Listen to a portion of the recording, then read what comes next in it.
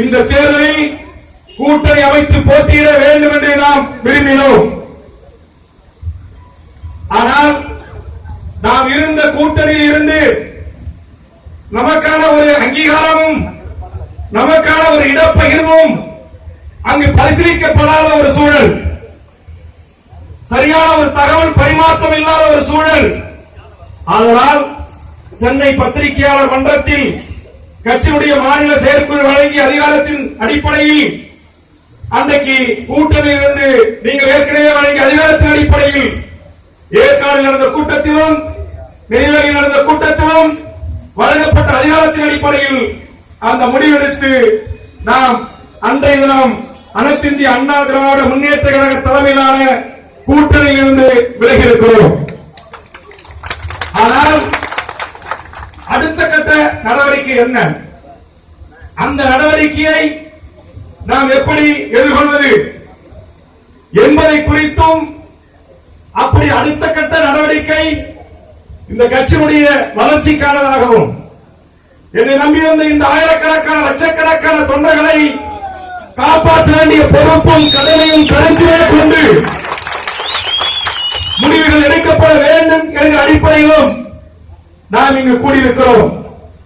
அந்த வகையில் இந்த பொதுக்குழு கட்சியின் தலைவராகிய நான் எடுக்கிற இந்த முடிவுக்கு முழு அங்கீகாரத்தையும் முழு ஆதரவையும் அளிக்க வேண்டும் என்று உங்களிடத்தில் கலந்துரையாட வேண்டி கேட்டுக்கொள்கிறேன்.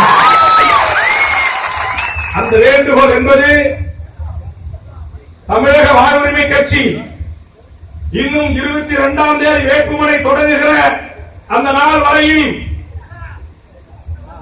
தமிழ்நாட்டுடைய அரசியல் தட்பவெப்ப நிலைகள், ஒரு கூட்டணியில் இருக்கின்ற கட்சி வெளியேற்றப்படுகிறது, அடுத்த கூட்டணி கதவுகள் திறக்கப்படுகிறது, அந்த கூட்டணியில் இருக்கிற கட்சி வெளியேற்றப்படுகிறது, அடுத்த கூட்டணிக்கு செல்கிறது, அல்லது மானத்தோடு சுயமரியாதோடு தன்மானத்தோடு தனித்து நிற்போம் என்று சொல்லுகிறது.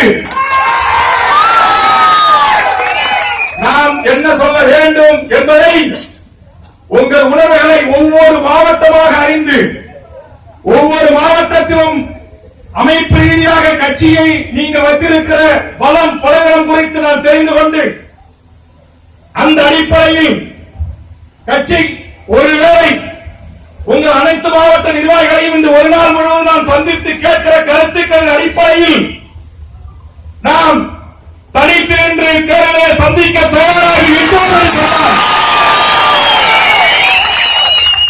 எத்தனை தொகுதிகளில் போட்டியிடுவது, எந்தெந்த தொகுதிகளில் போட்டியிடுவது, யாரால் போட்டியிடுவது, ஒவ்வொரு சட்டமன்ற தொகுதியிலும் அப்படி வேட்பாளராக வேட்புமனுவை தாக்கல் செய்யக்கூடிய தமிழக வாழ்வுரிமை கட்சி தொண்டன் சாதி மத கட்சி எல்லைகளை தாண்டி இந்த மண்ணுக்கும் இந்த மக்களுக்கும் இந்த இனத்திற்கும் இந்த இனத்தின் உரிமைக்கும் போராடுகிற இந்த கட்சியின் வேட்பாளராக நீங்கள் மக்களை சந்திக்கின்ற போது அங்கு வாழ்கின்ற லட்சக்கணக்கான எமது உறவுகள் நமக்கு அளிக்கின்ற வாக்குகள் எத்தனை சதவீதம் என்பதை துல்லியமாக நாம் தெரிந்து கொண்டுதான் களத்தில் இறங்க வேண்டும்.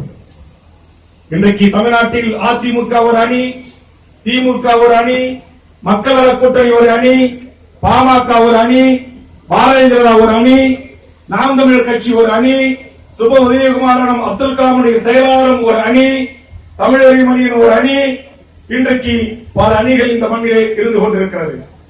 ஆனால் தமிழக வாழ்வுரிமை கட்சிக்கு கிடைத்த பேரும் பெருமையும் என்னவென்று சொன்னால், தமிழ்நாட்டில் ஓட்ட அரசியலை விரும்பாதவர்கள், தேர்தல்வாதை திணறவாதை என்று சொன்னவர்கள், அரசியல்வாதிகளை தூர வைத்து பார்த்தவர்கள், தந்தை பெரியாரின் கருத்துக்களை தமிழ்நாடு முழுவதும் எடுத்துச் செல்கின்ற பெரியாரிய தொண்டர்கள், கார்ல் மார்க்சுடைய கருத்துக்களை உள்வாங்கி போராடுகிற களப்போராளிகள், பல்வேறு மொழி ஆர்வலர்கள், தமிழ் அறிஞர்கள், எழுத்தாளர்கள், சிந்தனையாளர்கள், ஓய்வு பெற்ற அரசு ஊழியர்கள், மாணவர் அமைப்புகள், இளையோர் அமைப்புகள் என்று தமிழ் சமூகத்தில் இருக்கின்ற அத்துணை அமைப்புகளையும் ஒருங்கிணைத்து அவருடைய பேர் ஆதரவை பெற்று ஒரு சாதி மத கட்சி எல்லைக்குள் தம்மை உட்படுத்திக் கொள்ளாமல் ஒரு பொது வழியில் ஒரு அரசியல் இயக்கத்தின் தலைவராக வேல்முருகன் இருக்கிறார் என்கிற பெயரையும்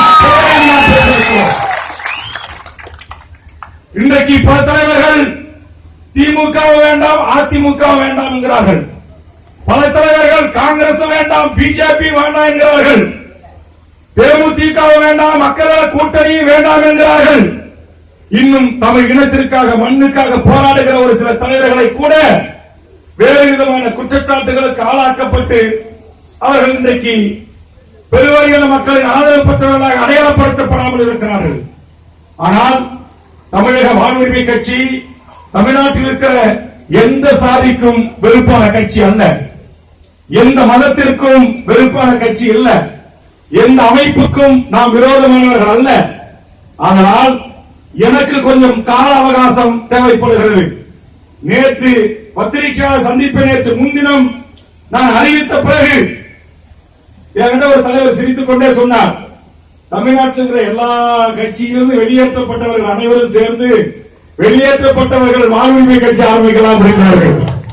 காரணம் அந்த அளவுக்கு இன்னைக்கு தமிழ்நாட்டில் ஒவ்வொரு மண்டலத்துல ஒவ்வொரு பாக்கெட் என்று சொல்வார்கள் அந்த பகுதியில தனிப்பட்ட செல்வாக்கோடு இருக்கிற அரசியல் கட்சி தலைவர்கள் எல்லாம் இன்றைக்கு என்ன முடிவெடுப்பது கலந்து ஆலோசனை சொல்லுங்கள் என்று தமிழ்நாட்டில் இருக்கிற 12க்கும் மேற்பட்ட அரசியல் கட்சி தலைவர்கள் என்னை தொடர்பு கொண்டு கேட்டிருக்கிறார்கள்.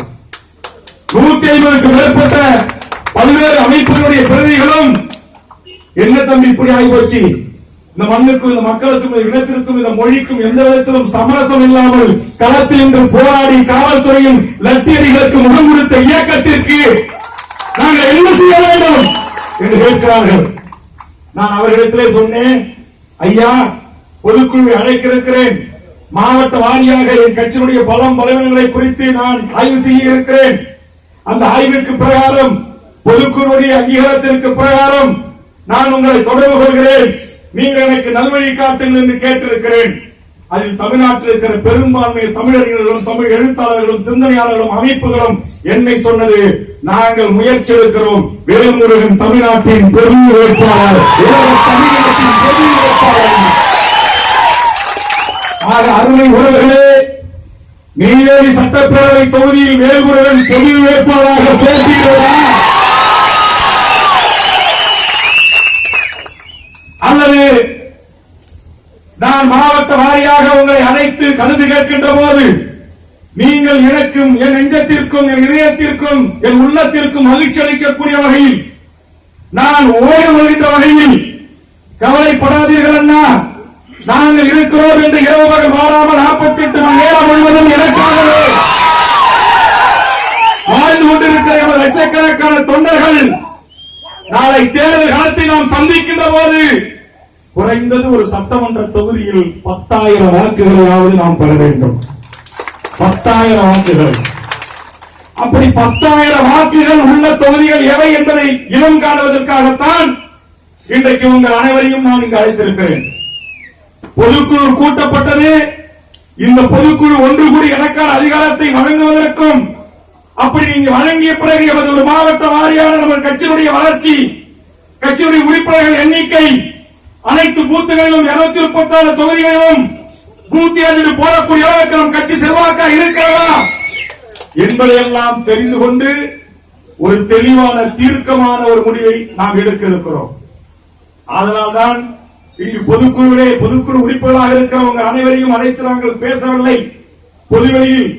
ஏனென்றால் பொதுக்குழு எல்லா கட்சியும் பத்திரிகையாளர்களை அழைக்க மாட்டார்கள். அதனால் நாம் பொதுக்குழுவிலே இங்கு பத்திரிகை நண்பர்கள் வந்து அழைத்திருக்கிறோம், வந்து அமர்ந்திருக்கிறார்கள். தொலைக்காட்சிகள் நேரடியாக ஒளிபரப்பிக் கொண்டிருக்கின்றார்கள். நீங்கள் இருக்கின்ற கோபத்தில், இருக்கின்ற ஆத்திரத்தில், இந்த மண்ணுக்காக, இந்த மக்களுக்காக, இந்த மொழிக்காக, இந்த இடத்திற்காக போராடிய இந்த கட்சிக்கு இவ்வளவு நிலைமையா என்று வார்த்தைகள் தடுமாறிவிடக் கூடாது. காரணம், 2 முறை நான் பத்திரிகையாளர்களை சந்தித்திருக்கிறேன். ஒன்று அலுவலகத்தில், கட்சி அலுவலகத்தில், இரண்டாவது பத்திரிகையாளர் மன்றத்தில். 2 சந்திப்புகளையும் பல்வேறு